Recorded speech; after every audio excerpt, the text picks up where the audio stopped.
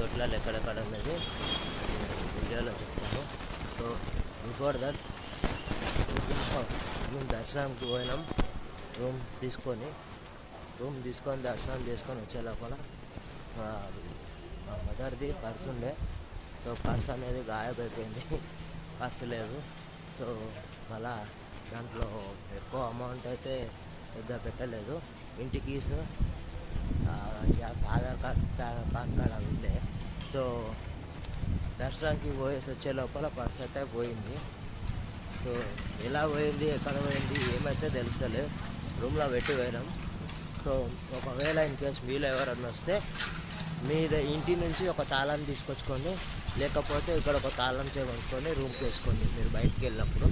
So మర్చిపోకండి, తాళం లేనిది చాలా కష్టం. చెప్పలేము ఎవరి సామాన్లు ఇంపార్టెంట్. క్యాష్ క్యారీ చేసినాయి కాబట్టి